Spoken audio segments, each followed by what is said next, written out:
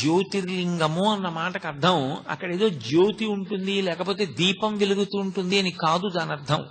జ్యోతిర్లింగము అన్న మాట ఎక్కడ వాడినా మీరేం గుర్తు పెట్టుకోవాలంటే అది జన్మ జన్మాంతరముల నుండి మనని వెంటాడుతున్నటువంటి అజ్ఞానాన్ని, ఇంకా కొన్ని కోట్ల జన్మలెత్తడానికి అవసరమైనంత పాపాన్ని, ఆ పాపము వలన ఏర్పడిన కర్మ బంధములను, దాని వలన కలిగినటువంటి అజ్ఞానాన్ని, మనలోని పశుత్వాన్ని కాల్చివేసి జ్ఞానమిచ్చి మళ్లీ పుట్టవలసినటువంటి అవసరాన్ని తీసివేయగలిగినటువంటి రాశీభూతమైన శక్తి ఎక్కడున్నదో దానికి జ్యోతిర్లింగమని పేరు.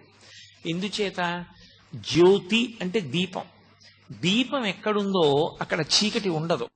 చీకటి లేకపోతే ఉన్న వస్తువు ఉన్నట్లుగా కనపడుతుంది.